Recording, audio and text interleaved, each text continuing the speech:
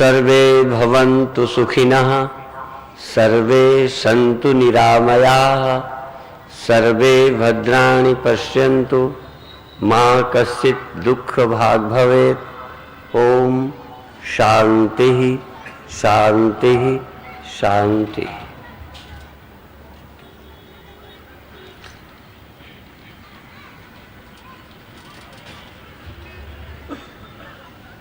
हर व्यक्ति के साथ दो चीजें लागू होती हैं। मैं दोनों क्लियर करूं। जब कोई प्रशंसा करता है मेरी तो मुझे शर्म लगती है। क्यों लगती है? कि शरीर वैसे ही है जैसा आपका, सब कुछ उसी तरह तो है। आप मुझ में दुर्गुण नहीं देखते, पर मैं जब अपने मन, अपने तन, अपनी बुद्धि को देखता हूं तो अज्ञानता का ढेर देखता हूं, मन में कितनी कमियां देखता हूं, सोचने समझने की चूक देखता हूं, बोलने में भी कितनी गलतियां होती हैं, किसी बात से किसको चोट पहुंच जाती है। कभी कभी किसी का अपमान नहीं करना चाहते, प्रवचन में किसी मत का विरोध और अपमान सा हो जाता है। ये बुद्धि में बड़ी कमियां हैं। सिर्फ वही क्षण अच्छे हैं जिस क्षण हम अपने दुर्गुण न देखकर, मन पर नजर न कर, जब अपनी आत्मा में ध्यान आता है, बस वही क्षण हमारे अच्छे हैं। अब इसका अपने ऊपर भी ध्यान दें। कमियां देखो, सचमुच देखो। जो अपने मन की कमियां नहीं देखेगा, बड़े बड़े साधुओं को भी जब वो अपने मन को टटोलते हैं तो ऐसा लगता है हम लोगों से गए गुजरे हैं। न विद्वता है, न अन्य कितनी ही क्षमताएं नहीं हैं। एक से एक दुनिया में ज्ञानी, विद्वान, योगी हुए हैं। शंकराचार्य कितनी कम उम्र में कितने ग्रंथ लिख गए, कितना प्रचार कर गए, कितने मठों की स्थापना की। यदि हम तौले जाएं तो कहीं नहीं समता में आते। कितने गुरुओं के काम है, निष्ठा है, क्या दे गए कि आज तक उनकी बातें हम लोग मान रहे हैं। बहुत कुछ है, लेकिन इतना देख करके भी जब इधर देखते हैं तो लगता है और सुधार होना चाहिए। पर जब अंदर लौट कर देखते हैं तो वहां सुधार की आवश्यकता ही नहीं है। वो पहले ही इतना शुद्ध है। नित्य शुद्धम निराभासम निराकार निरंजनम। निरंजन है, शुद्ध है, अलेप है। बस आपसे भी यही है कि क्या शरीर ठीक कर पाओगे, क्या सब कुछ ठीक करोगे। जितना कर सको उसकी मनाही नहीं है। व्यवहारिक कमियों का ढेर है। बचपन में हमने पढ़ाई ढंग से नहीं की। कभी कभी लगता है यदि ध्यान से पढ़ते तो और ज्यादा कुछ कर सकते थे। तमाम विदेशी मेरे साथ चक्कर लगाते हैं तो प्रारब्ध का, परमात्मा का खेल है। मुझे इंग्लिश आती नहीं। विदेश जाता हूं, बुलाने वाले ज्यादातर विदेशी हैं मेरे, पर मुझे आता ही नहीं। कमी का देखने का नजरिया अलग है मेरा। तो जब मैं इसको मैं मानता हूं तो कमियां कमियां हैं। जब मैं गुरुओं के वचन के अनुसार अपनी आत्मा का चिंतन करता हूं तो कमी का लेश नहीं है। ये दोनों बातें एक साथ। और यदि हम, गांधी जी ने अपनी कितनी कमियां लिखी हैं अपनी आत्मकथा में, लेकिन वो कितने महान थे। ये जिंदगी अच्छी बुराई का संगम है। पर 24 घंटे अपनी बुराई देख करके दुखी रहना ये अपने को दुखी करना अच्छा नहीं है। गीता का वचन मैंने सुनाया था, उद्धरेद आत्मना आत्मानम नात्मानम अवसादयेत। एक दिन मैं अखबार पढ़ रहा था तो उसमें लिखा था आजकल युवक महत्वाकांक्षाओं में बहुत बढ़ने की चेष्टा करते हैं, बहुत बढ़ रहे हैं, लेकिन कंपटीशन के कारण बहुत लड़के आत्महत्या कर चुके, अवसाद को प्राप्त हुए, कुंठाओं से घिर गए।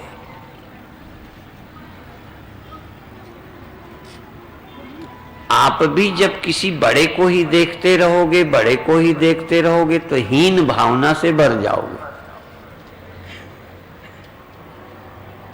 तो जहां अपनी कमियां देखना चाहिए, जिससे अहंकार बहुत न बढ़ जाए, तो इतनी कमियां न देखो कि कमियों में दब के ही कीड़े मकोड़े की तरह हमारी जिंदगी बन जाए। हमें भगवान ने ऐसा ज्ञान दिया है, बुद्धि दी है, ग्रंथ दिए हैं कि उनके द्वारा हम कैसे भी हों मुक्त हो सकते हैं। भगवान श्री कृष्ण ने तो कह दिया, अपि चेदसि पापेभ्यः सर्वेभ्यः पापकृत्तमः।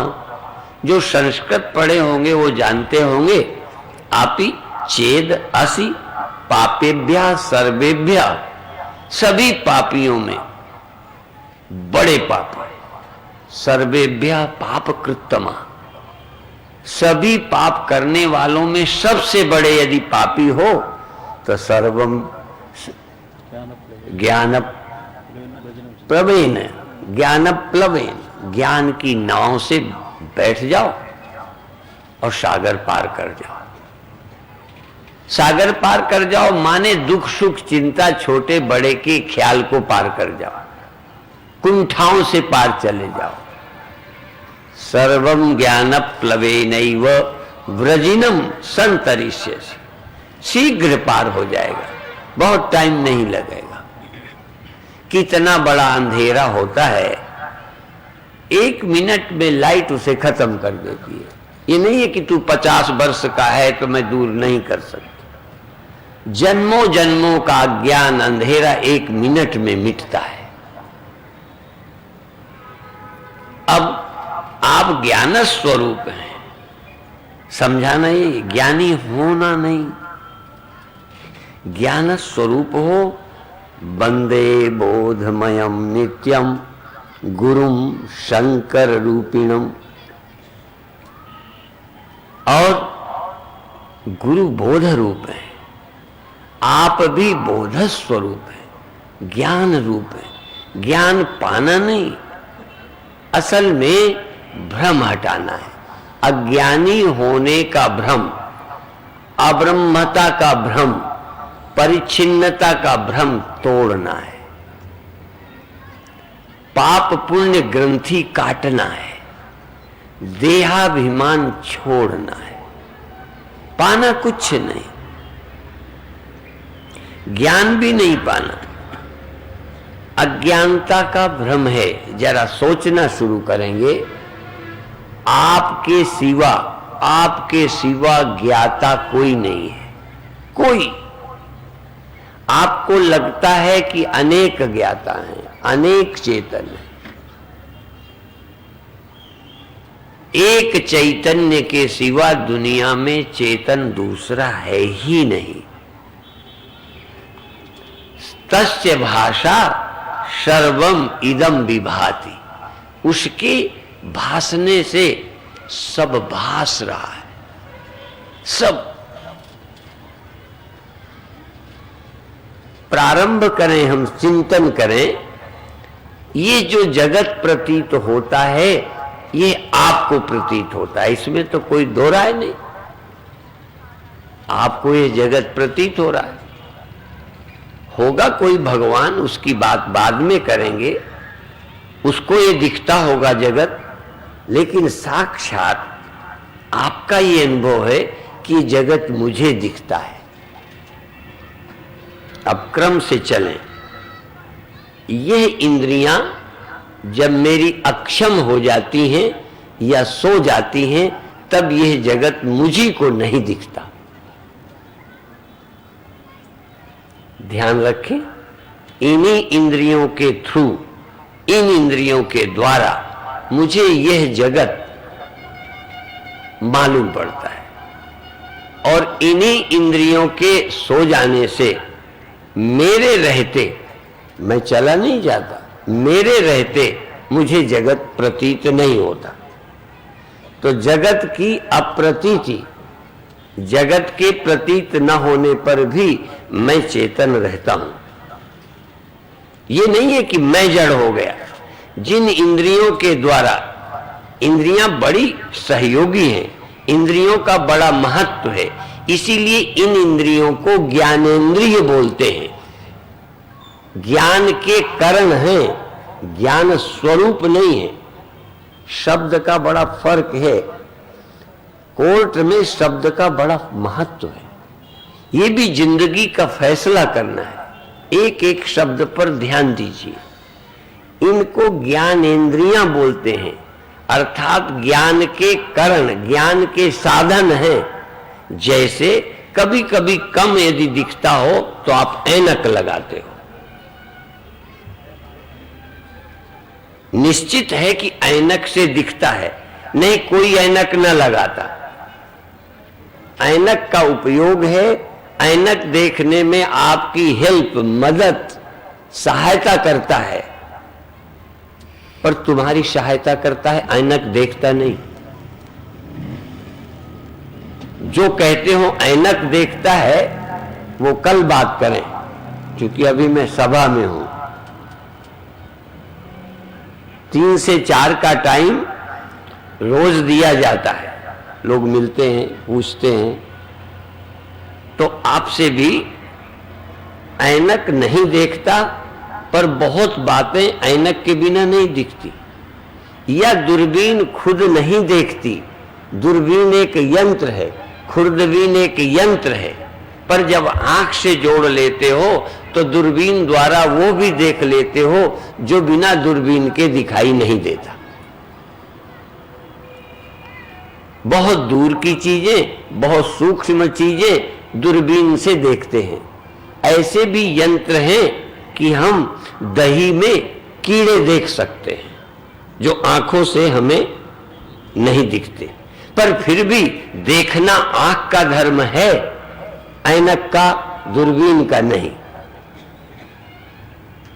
तो ये इंद्रियां विषय ज्ञान में सहयोगी हैं, महत्व की हैं, पर देखने वाला, जानने वाला जगत का मैं हूं, वह नहीं। जरा ध्यान दें, जगत का देखने वाला मैं हूं, वह नहीं।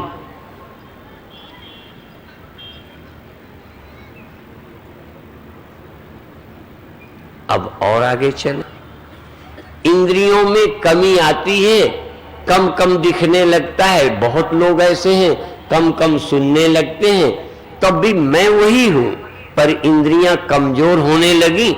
इसलिए वेदांत पढ़ाने वाले बताते हैं अंधपना, मंदपना, पटुपना, अर्थात शक्ति का, किसी इंद्रिय का कमजोर होना, तगड़ी होना, मध्यम होना, ये प्रभाव इंद्रियों पर पड़ा तो कम सुनने लगा, कम दिखने लगा, कम गंध आने लगी। त्वचा में कई बार त्वचा में रोग हुआ, छुआने से पता ही नहीं चलता, चुभाने से पता नहीं चलता, ऐसी भी त्वचा का हिस्सा हो जाता है। तो यह परिवर्तन त्वचा पर आया, आप पर नहीं। पर उसके द्वारा जो बाहर से संबंध था उसमें फर्क पड़ गया।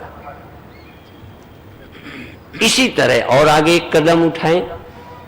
इंद्रियों के हानि लाभ और गुणों का पता मुझे चला, किससे? मन से।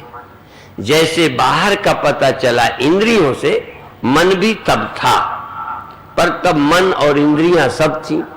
अब इंद्रियां जब साथ छोड़ गई, बेकार हो गई या सो गई, तब मैंने मन को देखा। आंखें बंद कर ली, मन से देखता हूं, अंदर से सुनता हूं। इसीलिए बहुत साधक बिना कानों के सुनते हैं। वो कहते हैं हमको ऐसी आवाज आती है। एक साधक आज भी पूछ रहा था कि कोई रोग तो नहीं है। रोग नहीं है, बिना इन आंखों के रोशनी दिखती है, बिना इन कानों के सुनाई देता है, बिना इस त्वचा के छूने में आता है। ध्यान के साधक भगवान को छू सकते हैं, ध्यान के साधक भगवान को देख सकते हैं, ध्यान के साधक रोशनी देख सकते हैं, ध्यान के साधक शब्द सुन सकते हैं, नाद सुन सकते हैं बिना इनके। लेकिन वह संस्कार जन्य है, जिनके नेत्र कभी ना हो वो रोशनी नहीं देख सकते। जिनके हैं वो बंद करके भी देख सकते हैं। जिनके कान हैं वो कान बंद करके भी ध्वनि सुन सकते हैं।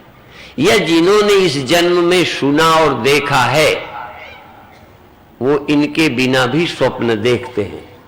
पर जन्मजात अंधा स्वप्न में रूप नहीं देखता, रोशनी नहीं देखता, तुम्हारी गोरी चमड़ी नहीं देखता, काली नहीं देखता। ये जो इंद्रियां हैं इसका संस्कार मेरे मन में है। ये इंद्रियां नहीं होती तो बुद्धि उनकी रचना कर लेती। यदि हमने इस जन्म में जगत न देखा होता, इस जन्म में इस देह से, तो हम स्वप्न में भी जगत न देखते। स्वप्न में जगत देखने का कारण है कि जगत हमने देखा है। और यदि इस देह से मरने का ख्याल हमारे अंदर न आया होता जागृत में, तो स्वप्न भी मरने का नहीं देख सकते। मरने का ख्याल इस देह के, इस दुनिया के कारण आता है। आत्मा ने अपनी मौत नहीं देखी, दुर्भाग्य से इसकी मौत का ख्याल आया और आत्मा ने अपना मैं मानकर मरना स्वीकार कर लिया। इसी तरह इंद्रियों के द्वारा देखा, इंद्री न हुई तो अंधा कहा। केंचुआ कभी अंधा नहीं होता। अंधा होने के लिए पहले आंख चाहिए। जिसके आंखें नहीं रही वो अंधा कैसे? जिसके कान ही नहीं वो बहरा कैसे होगा? जो जिंदा ही नहीं हुआ वो मरेगा कैसे? मरने के लिए भी एक बार जिंदा होना चाहिए, जन्म होना चाहिए, तब मरेंगे। बिना जन्मे मर कैसे जाएंगे? और बिना जागे सो कैसे जाएंगे? और बिना चेतन हुए जड़ कैसे हो जाएंगे? ख्याल ही नहीं आ सकता। इसलिए पहली शुरुआत जगत का ज्ञान इंद्रियों से हुआ, इंद्रियों का ज्ञान मन से हुआ, मन के अंदर क्रोध, काम, भय, इनका ज्ञान बुद्धि से हुआ। मन के न लगने का ज्ञान बुद्धि से हुआ। और बुद्धि का ज्ञान द्वारा कह रहा हूं, बुद्धि को हुआ नहीं, बुद्धि द्वारा हुआ।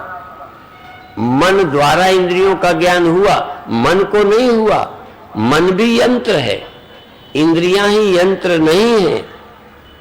इंद्रियां ही ऐनक नहीं है, इंद्रियां ही यंत्र नहीं है, मन भी यंत्र है। और मन भी यंत्र नहीं है, बुद्धि भी यंत्र है। यदि कोई है जो यंत्र नहीं है वो है आत्मा, वो यंत्र नहीं है, वो सच्चिदानंद है। इसीलिए परिवर्तन बुद्धि में होगा। जैसे अंधपना, मंदपना इंद्रियों पर आता है, ऐसे ही मन पर भी तमोगुण, रजोगुण आता है।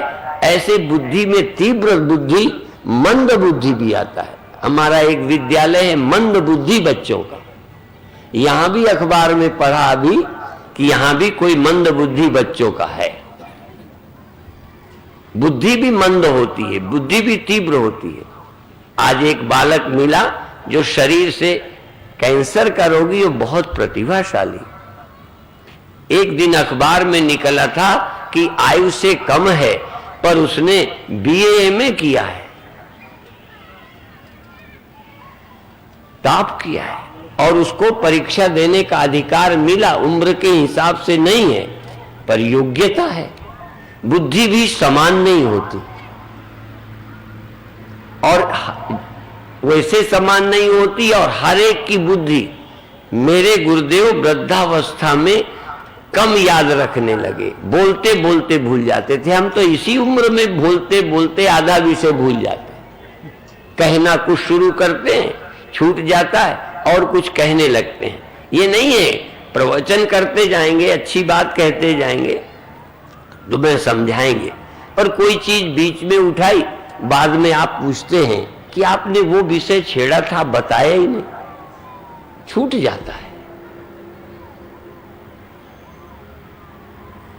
पर ध्यान दीजिए, जैसे इंद्रियों का धर्म यंत्र है, ऐसे मन का धर्म भी है, ये भी यंत्र है। ऐसे बुद्धि का भी धर्म है, ये एक समान नहीं है। प्रकृति से बनी चीज पुरानी होती है, जर्जर होती है, कमजोर होती है। आंखें भी होती हैं, मन भी होता है, बुद्धि भी, याददाश्त कम हो जाती है। बहुत लोग सिखाते हैं अब बुढ़ापे में याददाश्त कम हो गई है।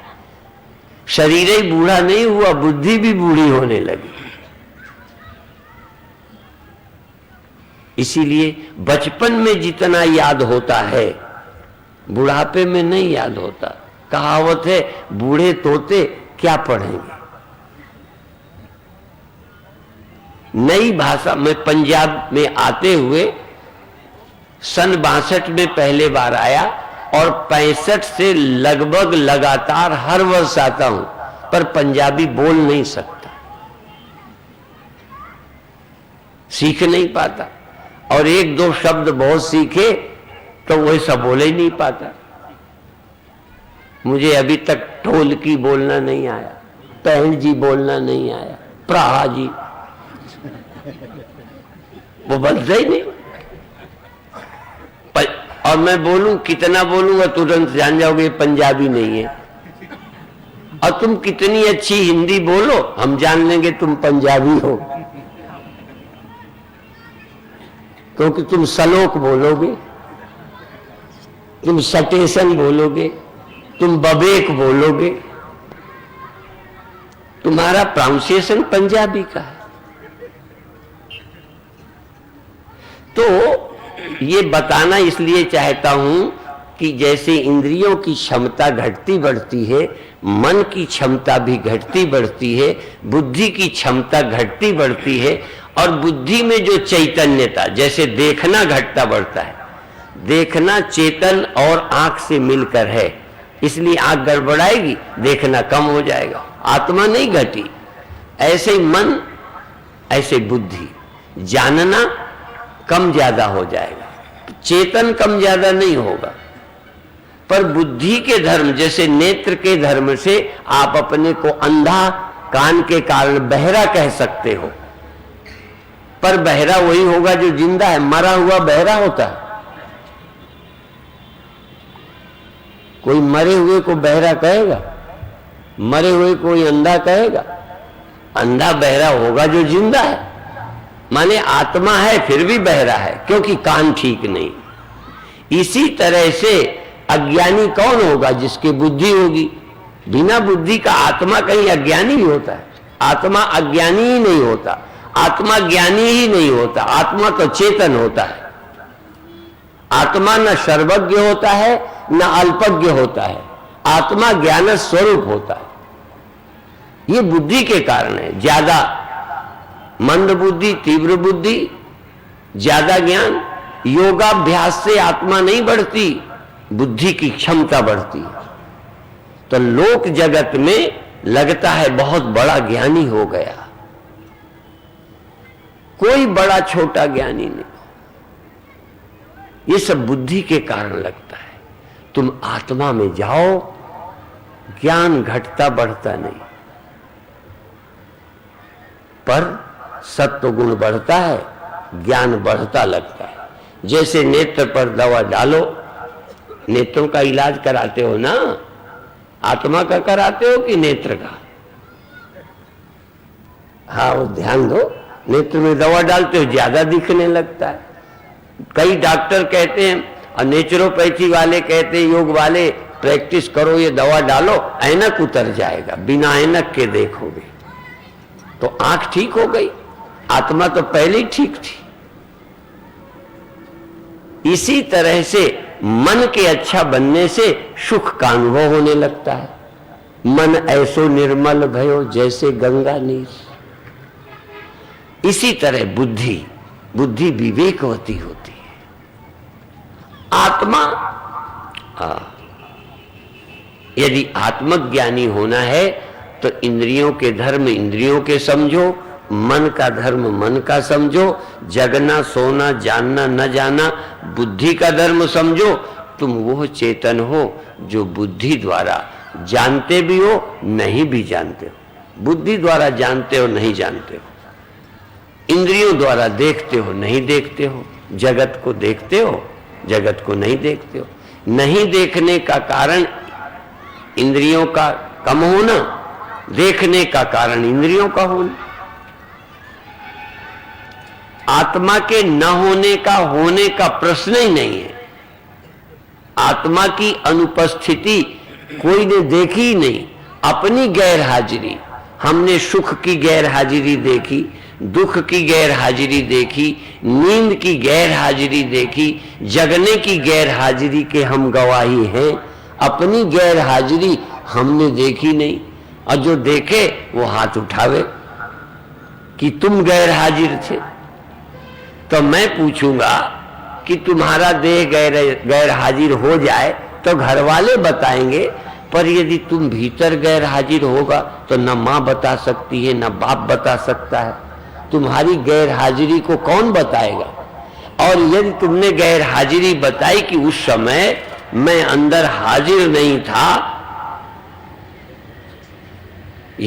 तो मैं पूछूंगा अपनी गैर हाजिरी का गवाही आप हैं कि तुम्हारी मम्मी, तुम्हारे डैडी, तुम्हारे अल्लाह, तुम्हारे खुदा, तुम्हारे राम, तुम्हारे कृष्ण? कौन है गवाही? इतनी देर मैं नहीं रहा, इतनी देर मुझे होश नहीं रहा, उस बेहोशी का साक्षी कोई पड़ोसी है? उठ के गुरुजी से पूछा था। इसलिए चेतन का अभाव न आज तक हुआ है, न होगा। और जिसका अभाव नहीं होता, जिसमें परिवर्तन नहीं होता, उसी को हम अल्लाह कहते हैं, गॉड कहते हैं, खुदा कहते हैं, ब्रह्म कहते हैं, राम कहते हैं। जिसमें कोई चेंज नहीं होती, जिसमें व्युत्थान और लय नहीं होता। और ऐसा सब सर्वत्र है। ऐसा जो चेतन है वो सब में है, सब में, मुझ में भी है, आप में भी है। पर फर्क क्या हुआ? वही बताना था कि आप देह इंद्रियों के धर्मों को ही मैं मानकर सोचते हो कि मैं ऐसा हो गया, मैं वैसा हो गया। मन को मानकर मैं सुखी हो गया, दुखी होगा।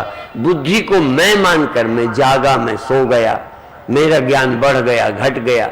यदि आप आत्मा को आत्मा मान लें तो आप कभी घटते ही बढ़ते नहीं। अब ये काम आपका है, इसीलिए इसके लिए हम अभ्यास नहीं कहते। ध्यान है आनंद के लिए, ध्यान है एकाग्रता के लिए, ध्यान है चमत्कारों के लिए। करोगे, उजेला देखोगे, आपको अच्छा लगेगा। खंडन मत करो, हम खंडन नहीं करते। हम तो जब वेदांत या ऊंची बात बतानी है तो उसकी ये बताते हैं, पर ये खंडन नहीं है। हमें स्वयं रोशनी हुई, हम तो जगह बता दें, जगह नहीं भूलती। तुम्हारा कहीं प्यार हुआ होगा, शादी हुई हो गई, ये शुरू के दिन भूलो तो।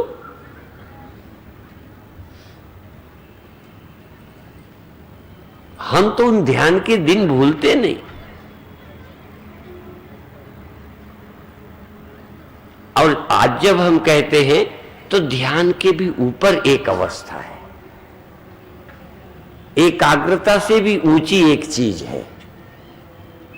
एकाग्रता मन की है, आत्मा की कहीं एकाग्रता होती है। साधना है, शुद्धि है, इंद्रियों की है, देह की है, मन की है। आंखें भी शुद्ध की जाती हैं दवा डाल के, शरीर भी शुद्ध किया जाता है पंचकर्मों से।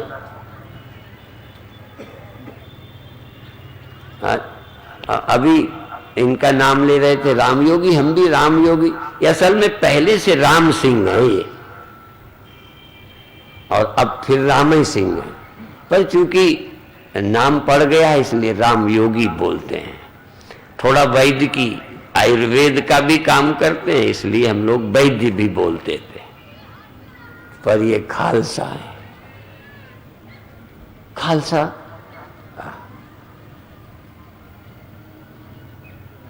खालस, शुद्ध, प्योर। आप भी प्योर। ये सब मिलाओ मत, खिचड़ी मत करो। ऐनक लगा लो, ऐनक का प्रयोग कर लो, लेकिन ऐनक को मैं मत बनाओ। ऐसे ही इंद्रियों को उपयोग करो देखने के लिए। सुबह ओढ़ लिया करो, देख लिया करो, सोने के समय छोड़ दिया करो, छोड़ ही देते हो। ऐसे ही स्वप्न देखो, बदल जाओ, गए। ऐसे ही जागृत देखो, ऐसे ही सबका दर्शन करो। ज्ञान भी, अज्ञान भी। जगत प्रतीत होने लगता है, जगत नहीं प्रतीत होता। ये तो रोज का निजी अनुभव है। जिसको जगत 24 घंटे प्रतीत होता हो ऐसे साधु लाओ, या जिसको जगत 24 घंटे प्रतीत होता रहे ऐसा कोई जागने वाला लाओ।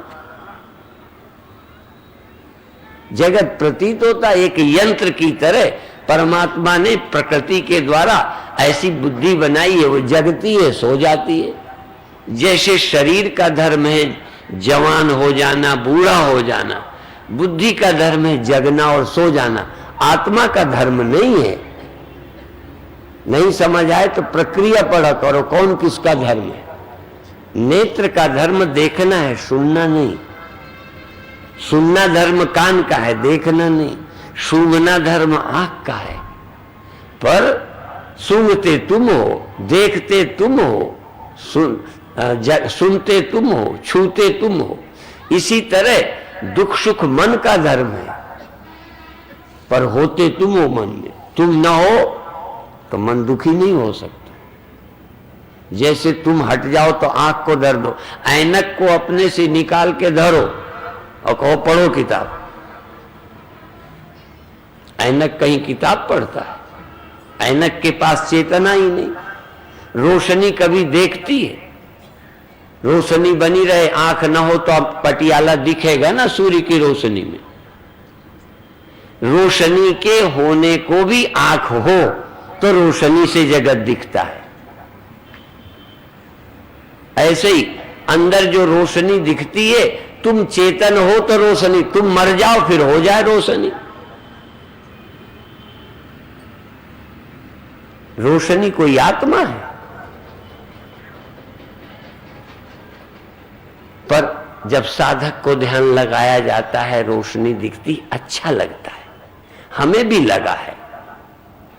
और कुछ न होने से रोशनी हो जाए, तुम्हारा मन लगने लग जाए, आनंद आए, तो कम से कम आनंद पाने के लिए बाहरी खुरापात तो न करोगे। अपना आंख बंद की, रोशनी में डूब गए, ध्यान में गए, कुंडलनी जागी, आनंद में डूब गए, भगवान का नाम सुमिरन किया, मस्ती में डूब गए। लोग चोरी करते हैं, पाप करते हैं, चरित्रहीन बनते हैं आनंद के लिए। जिस आदमी को सुमिरन का आनंद मिलने लगे, ध्यान का आनंद मिलने लगे, वो चोरी क्यों करेगा, पाप क्यों करेगा?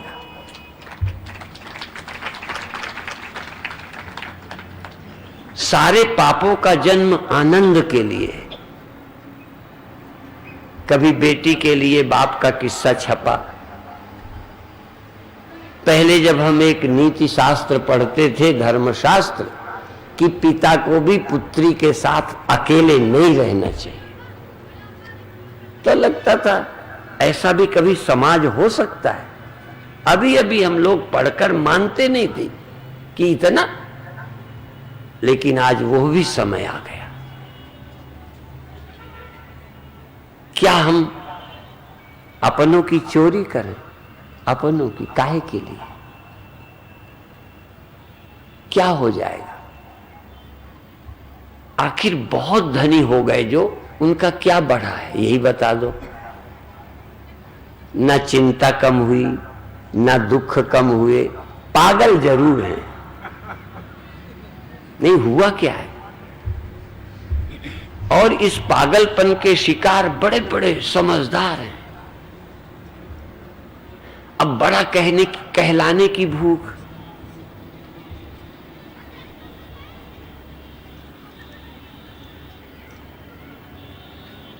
सबसे बड़ा ब्रह्मज्ञानी से भी कोई बड़ा होता है, तो तुम ब्रह्मज्ञानी क्यों नहीं होते?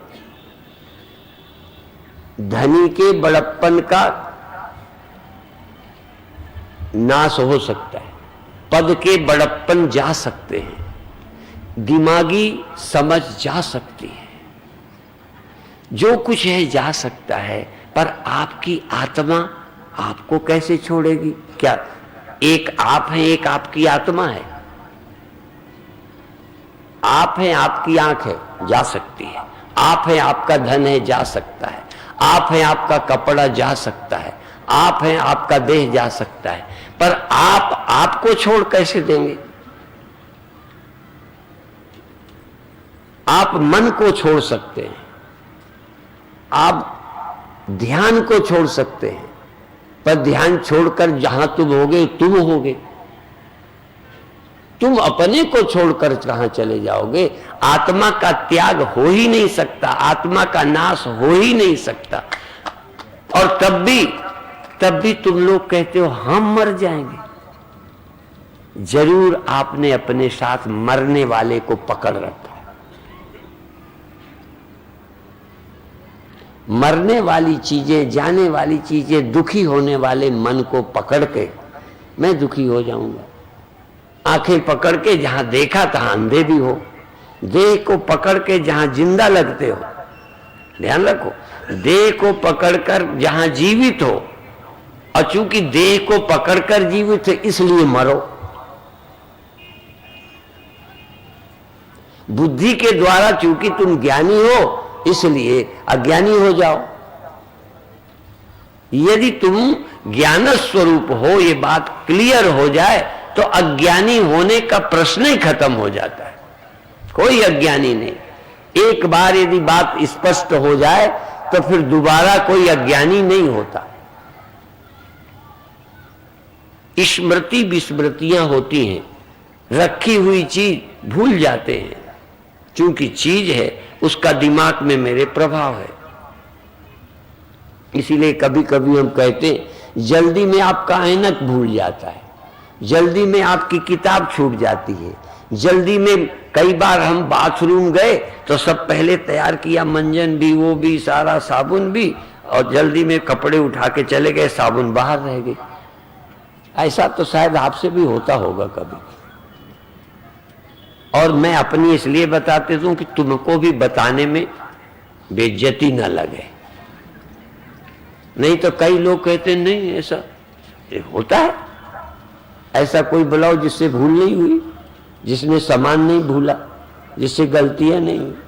हम बहुत छोटे थे तो छोटे में खाट में पेशाब करते। अब देखो इतने अच्छे महात्मा है, बचपन में सब पापड़ बेल चुके। अब क्या करोगे? हमें साधु न मानना, बस और क्या कर लोगे? अब हो गई थी बचपन में, क्या करें। और चालाकी भी बता दे, जब कर ली ना, आदि हुई तो रोकने का मन करे तो रोकने का मन न करे, तो फिर सोचा आधे में और पूरे में डांट बराबर पड़ेगी। देखो दिमाग काम करता था वहां, सोने में भी इतना दिमाग काम किया। जब गरम गरम लगा, नींद खुल गई, तो हमने सोचा पूरा ही काम कर लो। और हुई कैसे, वहां जान के नहीं की, पहले तो की स्वप्न में उठे, बाथरूम गए, आज भी वो बाथरूम याद है, वहां जाके बैठे, और बैठे बैठे नहीं गए, नहीं ख्याल से ही गए, वहां बैठ के करने लगे, खाट में हो गई।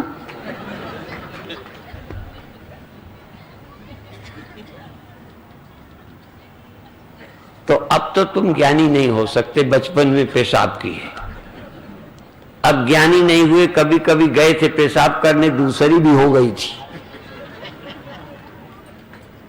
पेट ठीक ना हो तो एक करने जाओ, दूसरी अपने आप हो जाती, हो ना ज्ञानी।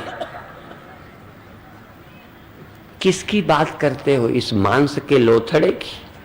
तुम आत्मा की बात करो। इस मन की बात करते हो, अपनी बात करो। इस बुद्धि की बात करते हो, अपनी बात करो। इस आकार की बात करते हो, निरंकार की बात करो। इस लिप्त होने वाले मन को लिए फिरते हो, अलिप्त आत्मा को समझो, जीवन बन जाएगा।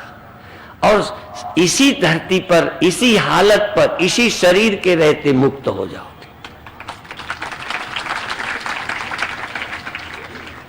हमारे गुरुओं के शरीर थे, ब्याह हुए थे, गुरु गोविंद सिंह जी की पत्नियां थीं, तीसरी तो उन्होंने सिर्फ किसी के आग्रह से स्वीकार की थी, तब उनको कोई लिप्सा नहीं थी, पुत्र की जरूरत भी नहीं थी, और एक तरह से पत्नी मानते हुए पत्नी की तरह रखा नहीं, पर आग्रह था तो रखा। तो देखो कई बार कहेंगे दो विवाह नहीं करना चाहिए। हमारे राम भगवान ने किया, राम के बाप ने तो किया, जानते हो। अब किसकी नकल करें? कोई दशरथ भी हो सकते हैं, कोई राम भी हो सकते हैं, कोई गुरु गोविंद सिंह, जिसकी। अब ये ज्यादा चक्कर में नहीं पड़ो। हाँ, चोरी नहीं करो, बेईमानी नहीं करो, बेविचारी नहीं बनो। वैसे मैं कानून के हिसाब से छूट नहीं देता, पर मैं दो स्त्रियों के या विवाह का विरोधी नहीं हूं। हमारा धर्म इतना वो नहीं है, पर नहीं जरूरत बिना मतलब क्यों करो? एक ही से उगताए हुए हो। तो इसी तरह से सब बातों को थोड़ा खुले मस्तिष्क से सोचो, आत्मज्ञ बन जाओ, जीवन को धन्य बना लो। प्रातःकाल ध्यान का कार्यक्रम है, आज भी थोड़ा हुआ था, बाबा जी भी थे मंच पे, और कल फिर होएगा, रात को होगा, 2 दिन और रह गए। आत्मा का विचार करने की प्रक्रिया यही है कि एक एक को छोड़ते जाओ। पहले बाहर से मन हटाकर अपनी इंद्रियों के गोलकों पर, द्वारों पर ले आओ। आंख पर आ जाओ, कान पर आ जाओ, त्वचा पर आ जाओ। त्वचा पर, पूरी त्वचा में अपने को हाजिर कर लो। आंखों पे कर लो, कान पे कर लो, नाक के छेद पे कर लो, रसना पर बैठ जाओ। फिर धीरे धीरे इनसे भी अपने को हटाकर श्वास पर बैठ जाओ। फिर श्वास के साथ नाम पर बैठ जाओ, और धीरे धीरे सबका त्याग करके ये ख्याल करो सब तुम में बैठे हैं, तुम्हें किसी में बैठने की जरूरत ही नहीं है। नहीं समझ आएगा अभी। ये मैं नाम का अहंकार भी तुम में रहता है, तुम इसमें नहीं रहते। आंख तुम में रहती है, तुम में रहकर ऐसे मन तुम में रहता है। तुम मन में रहते हो, ये सोचने का ढंग गलत है। मिट्टी घड़े में रहती है, ये एक सोचने का ढंग है। दूसरा सोचने का ढंग है, घड़ा ही मिट्टी में है। घड़ा रहने वाला है, मिट्टी रखती है, आश्रय है। मन नहीं रखता। हाँ, इंद्रियों को मन रखता है। जगत को इंद्रियां, इंद्रियों को मन, मन को बुद्धि, बुद्धि को आत्मा अपने में रखती है। सब मेरे में रहते हैं। ये ख्याल, स्मृति, विस्मृति, ज्ञान मुझ में रहता, अज्ञान मुझ में रहता। मत्ता स्मृति ज्ञानम अपोहनंच। गीता के 15वें अध्याय का शायद ये 15वां ही मंत्र है, मुझे याद नहीं पूरा। मत्ता स्मृति, मुझसे स्मृति होती है, मुझसे ज्ञान होता है, मुझसे अज्ञान होता है।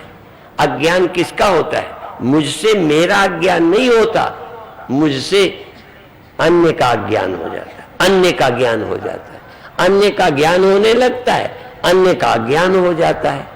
मन का ज्ञान होने लगता है, मन का अज्ञान हो जाता है। मुझे मैं का, अज्ञान क्या और ज्ञान क्या? इसलिए मैं तो ज्ञान स्वरूप हूं, बोध स्वरूप हूं।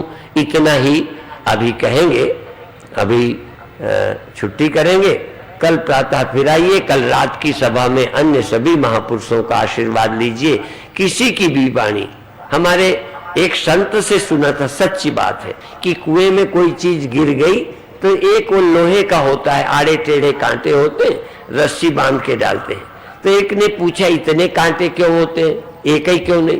कहें एक में चीज फंसे न फंसे, चारों तरफ को है तो कोई न कोई में फंस ही जाएगा। तो इतने महात्मा इसलिए है कि किसी न किसी के चक्कर में आप आ ही जाओगे, इसलिए बहुत संतों को बुलाया है। शेष चर्चा कल करेंगे। वाहिगुरु जी का खालसा, वाहिगुरु जी की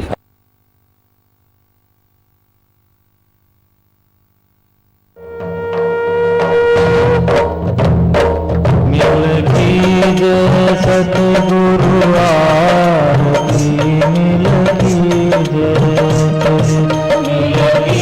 जय, सतगुरु आरती मिलती